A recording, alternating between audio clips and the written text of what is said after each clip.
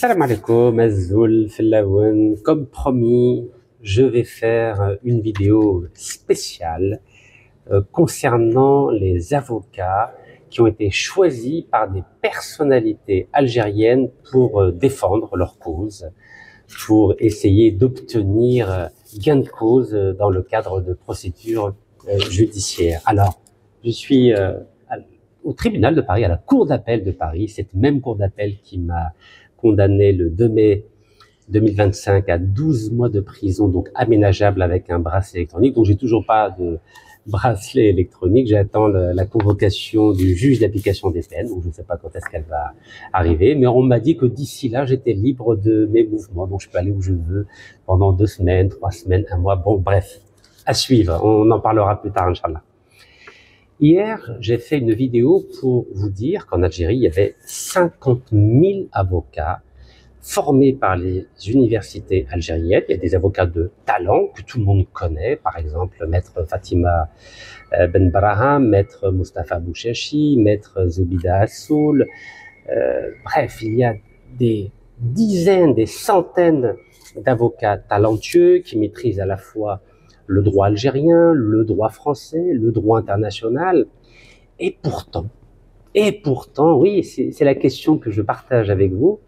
Et pourtant, lorsque des personnalités algériennes connues ou reconnues ont des difficultés avec la justice, notamment à l'étranger, ces personnalités algériennes, que ce soit des intellectuels, que ce soit des ministres, que ce soit des militants, ne veulent pas faire appel à des avocats algériens, aussi brillants soient-ils. Et dans les 4 cas que je vais vous présenter, ces personnalités algériennes ont préféré choisir des avocats français de culture hébraïque. Alors, vous savez que dans l'islam, on n'a aucun problème avec nos frères juifs. Vous savez que dans l'islam, notre prophète Mohammed alayhi salatu salam est le frère du prophète Sidna Isa alayhi salam et du prophète Sidna Moussa alayhi salam. Donc il n'y a aucune difficulté à vrai dire, c'est ce qu'on appelle les gens du livre. Mais lorsqu'il s'agit des affaires civiles, et en l'occurrence il s'agit d'affaires civiles, ce ne sont pas des affaires religieuses, comment se fait-il que des Algériens qui ont le passeport algérien, la citoyenneté algérienne, et Dieu sait combien de morts se sont sacrifiés pour que notre pays ait un drapeau, ait un passeport, ces personnalités-là ont préféré être défendues par des avocats français de culture hébraïque. Alors, je vais vous citer 4 affaires. La première affaire, c'est celle de l'ancien ministre de l'Industrie, M. Abdeslam Bouchouareb, qui a préféré s'entourer de l'expertise d'un avocat qui est connu maintenant en France, qui est un des avocats de l'ancien président français Nicolas Sarkozy, lui-même de culture hébraïque, et qui s'appelle Maître Benjamin Bobot.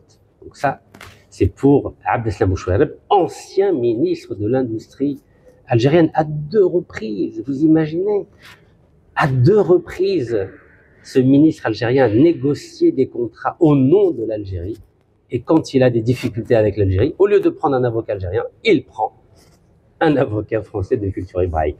La deuxième personnalité, c'est son ancien directeur central de l'industrie, lorsqu'il était ministre de l'Industrie. C'est l'auteur algéro-français qui a été naturalisé français il y a quelques mois à peine et qui se trouve aujourd'hui à la section pénitentiaire de l'hôpital Moustapha Bacha, Alger. La troisième personnalité, c'est un militant algérien du MAK, donc Mouvement d'autonomie pour la Kabylie. Vous savez qu'il y a un mouvement en Algérie qui revendique l'autonomie, voire l'indépendance de la Kabylie. Donc normalement, on aurait pu penser que ce militant de la cause kabyle aurait préféré s'entourer de l'expertise d'un avocat, on ne va pas dire algérien car il ne se revendique plus algérien, mais un avocat kabyle. Et Dieu sait qu'il y a des avocats kabyles brillants à Paris et en France en général. Et la quatrième personnalité, c'est une personnalité morale. Il s'agit du ministère de la Justice algérien qui a préféré faire appel à un avocat français de culture hébraïque qui s'appelle Maître Kevin Grossman pour justifier, pour obtenir l'extradition de l'ancien ministre de l'Industrie, M. Abdeslam Bouchareb, en Algérie, où il a été condamné à 5 reprises à 100 ans de prison, c'est-à-dire 5 condamnations à 20 ans de prison chacune. Ce sont des condamnations par défaut, et vous savez que si l'Algérie avait obtenu l'extradition d'Abdeslam Bouchareb, cet ancien ministre de l'Industrie aurait été à nouveau jugé à partir de zéro par les tribunaux algériens. Donc pour information, l'Algérie avait déjà obtenu en 2013 l'extradition de l'ancien homme d'affaires algérien Rafik Khalifa, avec qui j'ai passé 6 mois à la prison de Chlef. C'était en 2013, il n'y a pas eu de problème, l'Algérie avait respecté ses engagements. Et plus récemment, l'Algérie avait obtenu l'extradition de l'ancien président de la Sonatrach, la compagnie pétrolière algérienne, des Émirats arabes unis. Et ainsi, il a pu être jugé et condamné en Algérie. Et j'ai eu l'occasion de le rencontrer au tribunal d'Alger. Alors, commençons par la personnalité morale, c'est-à-dire le ministère de la Justice algérien. Le ministère de la Justice algérien a préféré faire appel à un cabinet d'avocats français dont le patron est un citoyen français de culture hébraïque. Alors, moi, j'ai pas de problème. Mais ce qui pose problème, c'est quoi? C'est que cet avocat, aussi brillant soit-il, a une maman qui est marocaine, qui vient du Maroc, donc juif marocain. Et vous connaissez les relations extrêmement tendues qu'il y a entre l'Algérie et le Maroc. Et entre nous, est-ce que vous croyez qu'un avocat français de culture hébraïque et surtout d'origine marocaine, et très fier surtout d'être marocain, peut défendre l'État algérien et la justice algérienne? C'est la question que je pose.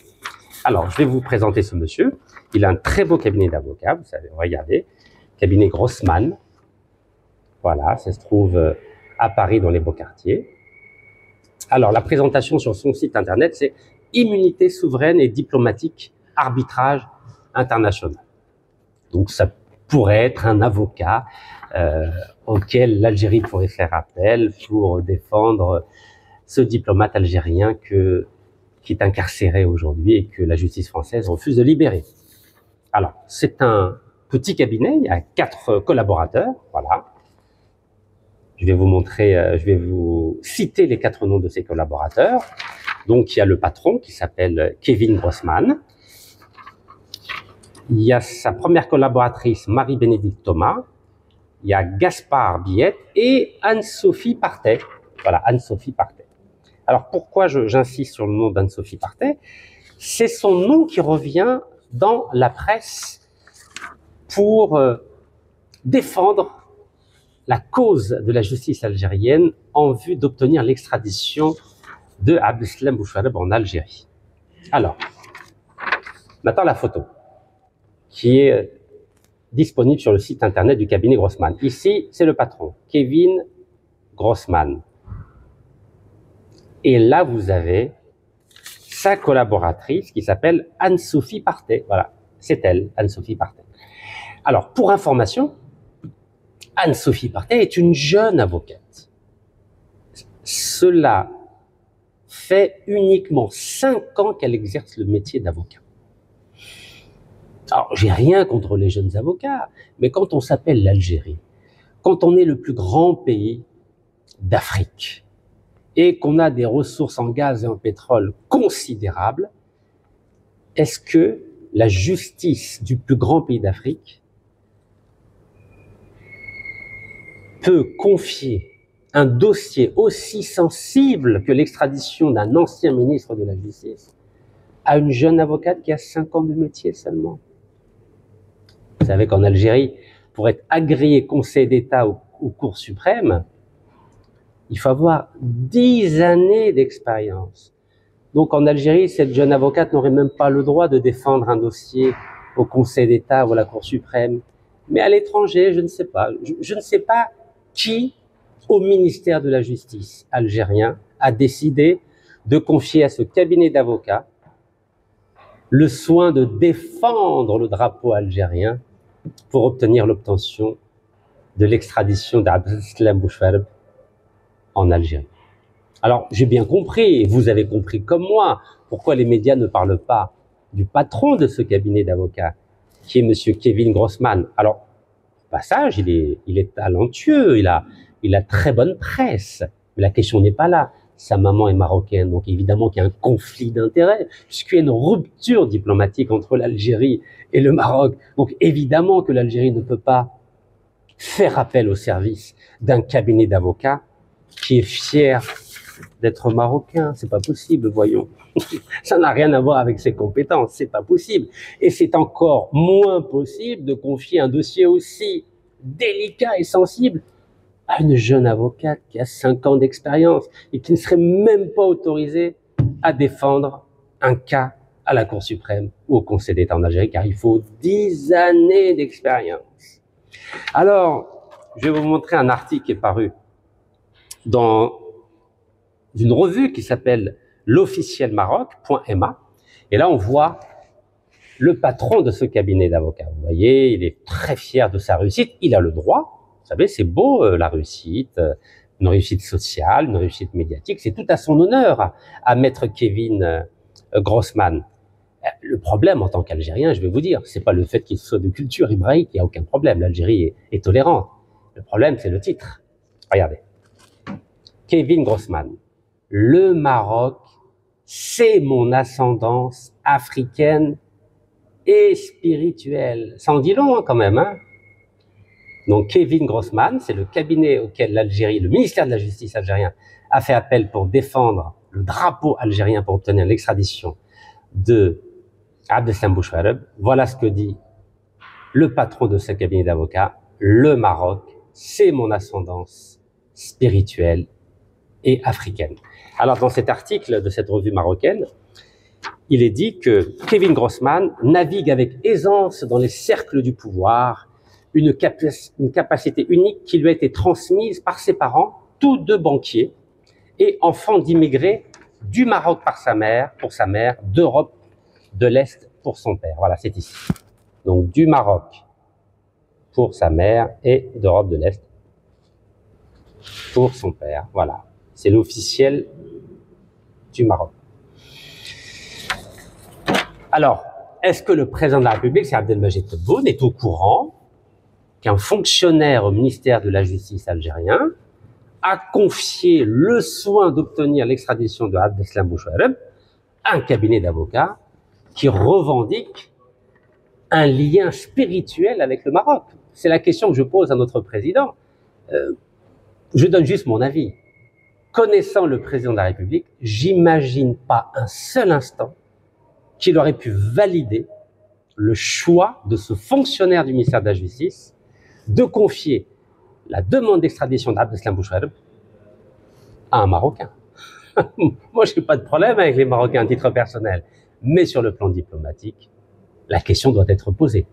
Et est-ce que le président de la République algérienne, Abdelmajid Tebboune, est au courant que ce dossier a été présenté à la justice française par une jeune avocate qui s'appelle Maître Partey et qui a simplement 5 ans d'expérience? Je ne le crois pas. Je ne pense pas que le président de la République, Abdelmajid Tebboune, aurait validé une telle approche, on va dire juvénile du dossier, car 50 000 avocats algériens ont choisi une jeune avocate de 5 ans d'expérience et en plus un cabinet dont le patron est marocain. Vous savez, je souris parce que je me dis que le président de la République, c'est pas facile pour lui de gérer un pays avec des personnes qui commettent des erreurs d'appréciation aussi graves. C'est extrêmement grave. Vous savez, c'est très très grave. Alors, notre ami Maître Kevin Grossman, dont je vous ai dit que il a du talent, il a bonne presse, il est respecté. Mais quand on lit dans la revue qui s'appelle Africa Intelligence, on voit que il y a 2 ans, c'était le 25 janvier 2023, il est écrit que l'avocat Emmanuel Collien a pris la suite de son confrère Kevin Grossman dans le volet des saisies de l'affaire Comis Impex, en particulier celle du Falcon présidentiel, donc c'est au Congo, sur lequel de nouveaux acteurs entendent faire valoir leurs droits. C'est pas moi qui le dis, hein. C'est Africa Intelligence, et on voit que la présidence du Congo, vous connaissez le président du Congo, c'est Denis Sassou Nguesso, a décidé de ne plus faire appel au cabinet d'avocats de maître Kevin Grossman, car il a échoué dans la mission qui lui avait été confiée. Donc, et vous voyez la date, c'est le 25 janvier 2023. Pire que ça, le 17 novembre 2022, c'est-à-dire presque 3 ans, l'avocat d'affaires Kevin Grossman a été condamné le 10 novembre 2022 par la Cour d'appel de Paris in solidum avec la République du Congo. En clair, l'avocat Kevin Grossman, auquel la justice algérienne a fait appel, a été obligé de partager des frais avec la République du Congo concernant une affaire, c'est celle de la saisie des biens immobiliers congolais, donc qui ont été saisis en France et que le gouvernement du Congo considère comme injustifiés. Donc vous imaginez, il y a un fonctionnaire au ministère de la Justice algérienne qui a confié à un cabinet d'avocats qui a échoué à défendre les intérêts de la République du Congo. Il a même été obligé de payer une amende avec la République du Congo car il avait échoué dans une procédure sur des biens immobiliers qui ont été saisis par la justice française. Voilà, c'est le 17 novembre 2022, regardez.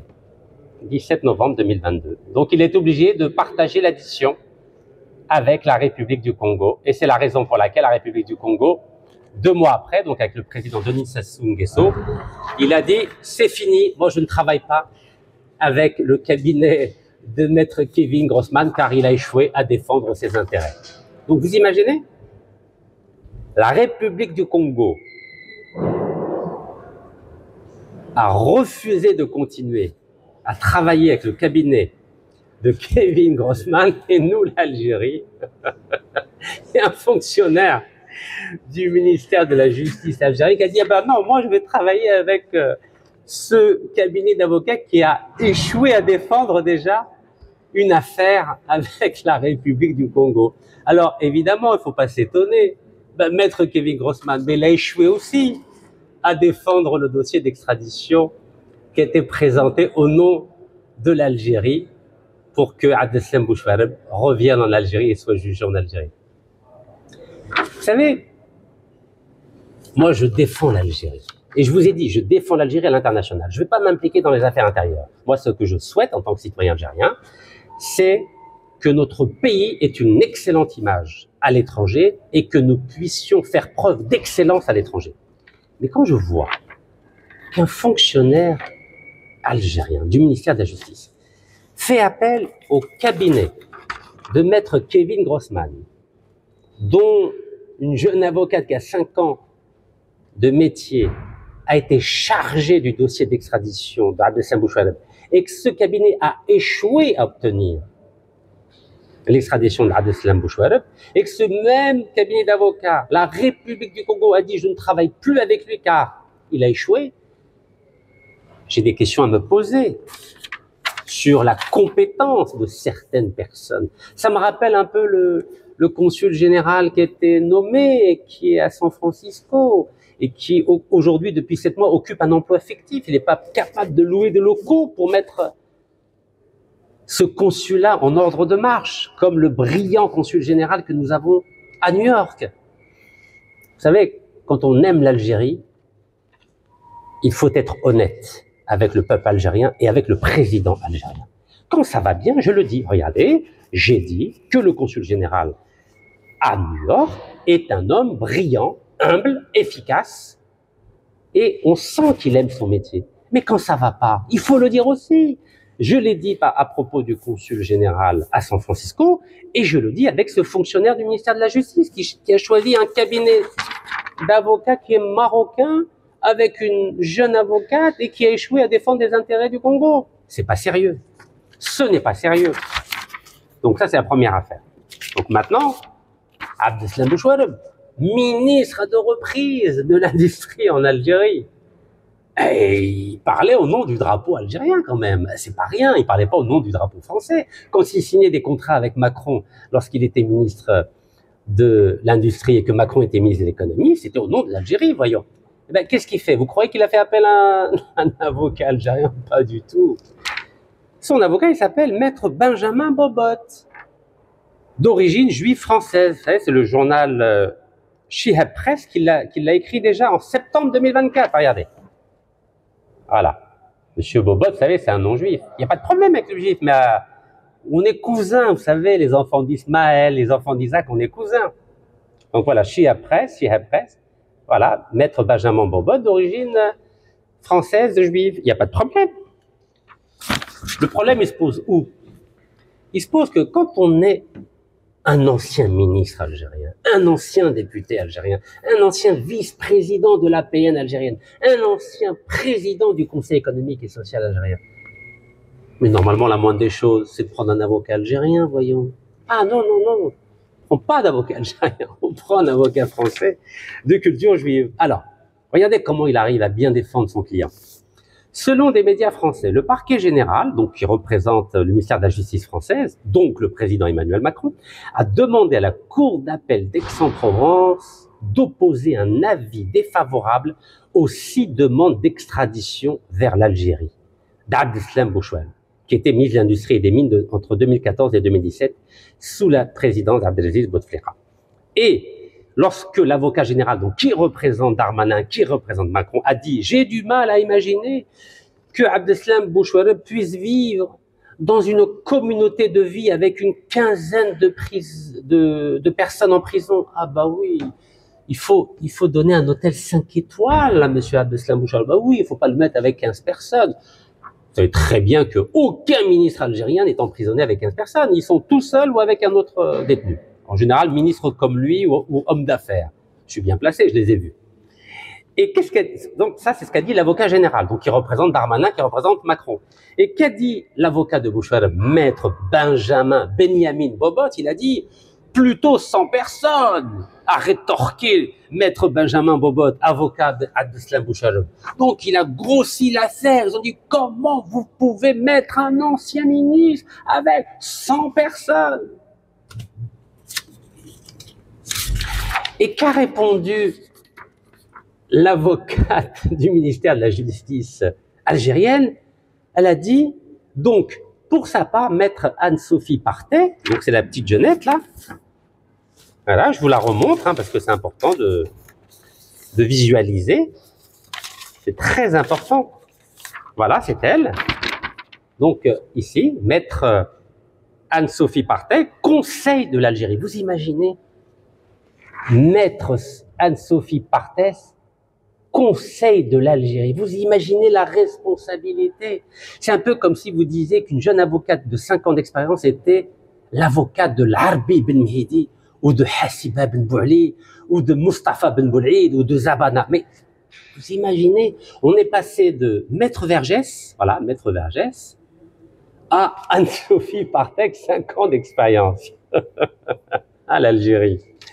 Bon, pour sa part, Maître Anne-Sophie Partet, conseil de l'Algérie, a estimé que les autorités judiciaires ont, le 13 février 2025, donné des garanties nécessaires à la justice française. Et elle a dit, Monsieur Bouchouareb a volé de l'argent aux Algériens, il a été condamné, il doit répondre de ses actes. Ça, c'est vrai. Elle a bien répondu. Le problème, il est où?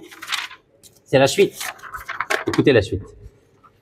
Dénonçant des propos honteux, Maître Bobot, donc Benyamin Bobot, il a dit que c'est honteux ces propos-là. Comment osez-vous dire que Abdeslam Bouchouareb a volé de l'argent aux Algériens? Et Maître Bobot a présenté son client comme une victime des purges de l'après Bouteflika. Il a cru qu'on était en Russie à l'époque de Staline. contraint à la démission par le mouvement populaire de contestation du Hirak en avril 2019. Il a juste oublié que Bouchouareb, il avait été déjà viré par notre président actuel qui était chef du gouvernement, Siad El-Majid Tebboune. Et ensuite, regardez ce qu'a dit Bouchouareb. Bouchouareb s'est défendu. Je ne suis pas un voleur, mais un grand industriel. C'est pas magnifique, ça? Un grand industriel. Regardez. Je ne suis pas un voleur, mais un grand industriel. C'est ici. On a l'impression d'être dans une pièce de théâtre. Extraordinaire. Résultat des courses. La jeune avocate de 5 ans d'expérience, dont le patron adore le Maroc, puisqu'il est marocain, c'est pas de sa faute, eh ben, elle a échoué. La France a refusé l'extradition. Donc, de la même façon que notre ami maître Kevin Grossman a échoué à défendre les intérêts de la République du Congo en novembre 2022, ben, il a échoué à défendre les intérêts de la République algérienne le 19 mars 2025, jour symbolique, car c'est la journée anniversaire des accords d'Évian. Vous imaginez la symbolique? La journée anniversaire des accords d'Évian, l'Algérie a échoué en faisant appel à un cabinet d'avocats dont le patron est marocain et dont la collaboratrice, qui a 5 ans simplement de métier, a défendu les intérêts de l'Algérie, de l'Arbi bin Mehdi, de Hassib Ben Douala. Allez, on continue. Alors, Benjamin Bobot, c'est lui. C'est un petit jeune avocat. Mais il est brillant, apparemment. Il a défendu brillamment Nicolas Sarkozy, puis il a réussi à défendre Abdeslam Bouchouareb, ça a marché. Voilà. Ah là là là là là là, qu'est-ce que je dois vous dire? Bon, bref. Alors, vous savez ce que fait Benjamin Bobot sur son site internet, qui s'appelle bobotavocat.fr? Ben, évidemment qu'il parle de Bouchouareb. Parmi ses références, il n'en a pas beaucoup de références, hein. Il en a 1, 2, 3, 4, 5. 5 références seulement.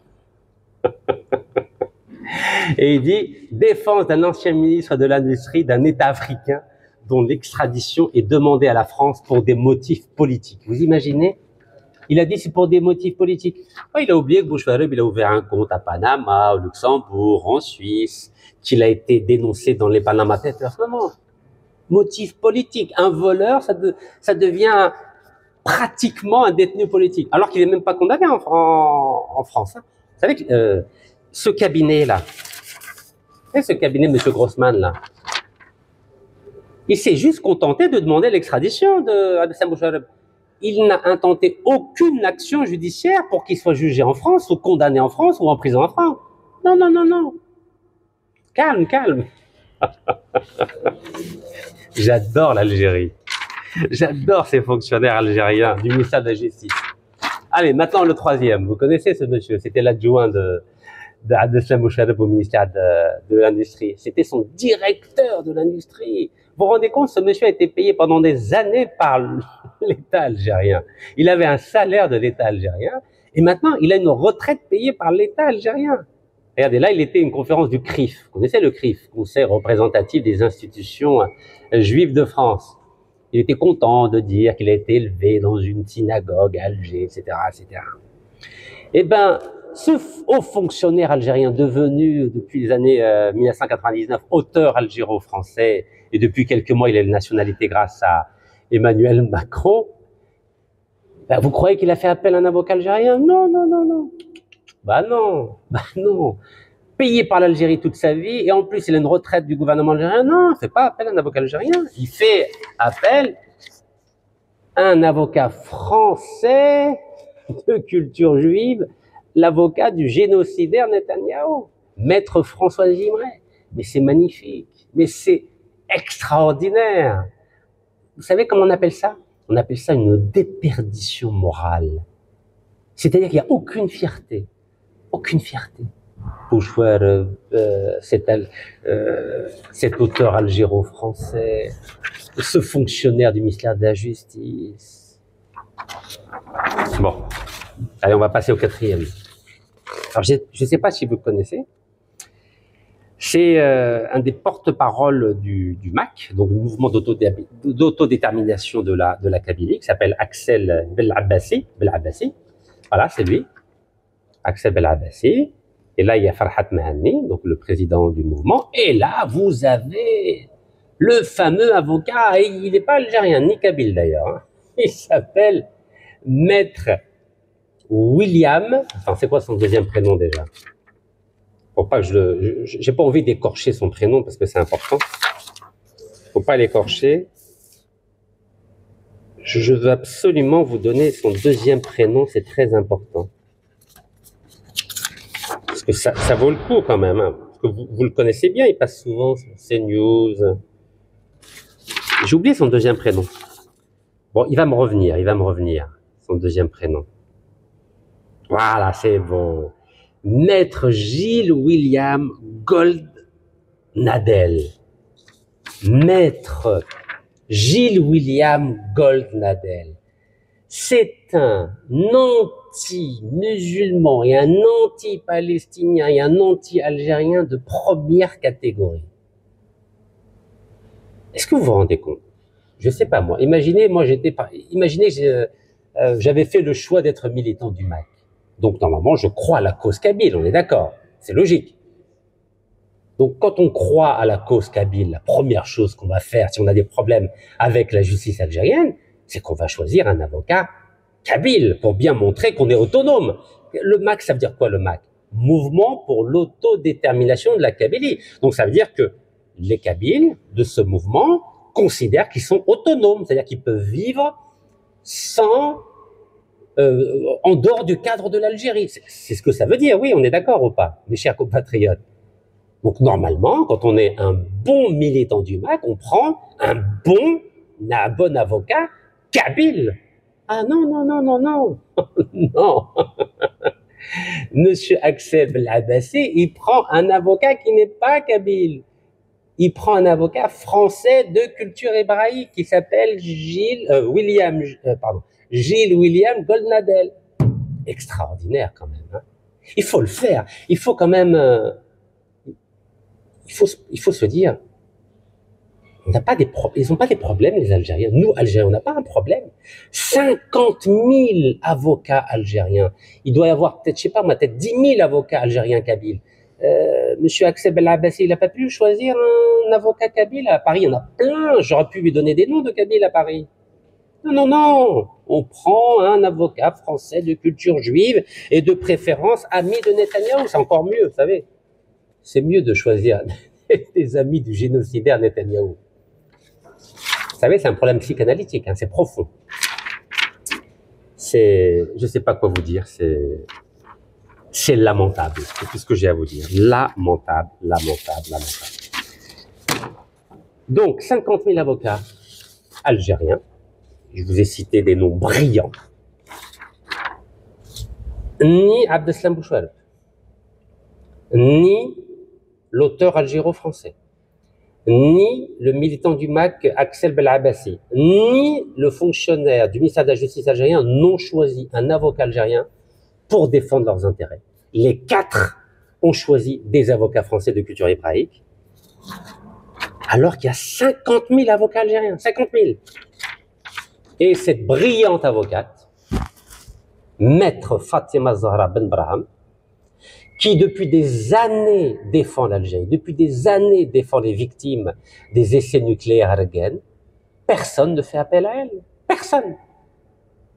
Personne ne fait appel à elle, alors que c'est une vraie patriote. Elle connaît parfaitement le droit français, parfaitement le droit algérien, elle maîtrise parfaitement la langue française. Personne ne fait appel à elle. Ces 4 que je viens de vous citer ont préféré, les 4, choisir des avocats français de culture hébraïque. À quoi ça sert d'avoir un drapeau algérien? À quoi ça sert d'avoir sacrifié 1,5 million de morts pendant la guerre des libérations? À quoi ça sert d'avoir sacrifié 5,5 millions de morts depuis 1830?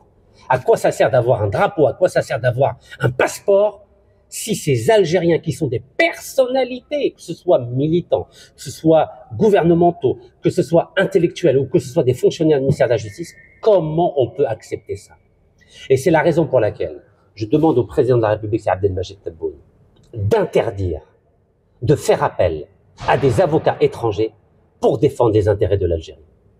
Et c'est la raison pour laquelle je demande au président de la République, si Abdelmajid Tebboune, de faire la même chose que le président du Congo, M. Denis Sassou Nguesso, qui a décidé de ne plus faire appel au cabinet d'avocats de M. Kevin Grossman, car il a échoué à défendre les intérêts de l'Algérie dans le cas de la demande d'extradition de Abdeslam Bouchareb. Car je considère que c'est une insulte au peuple algérien que de laisser une jeune avocate qui a 5 ans simplement d'expérience défendre les intérêts du pays de l'Arbi Ben Mehdi et de Hassibat Ben Bouali. Rabbi yarham. Barakallahu fikum. Tahiyya al-Jazair. Allah yarham shuhada.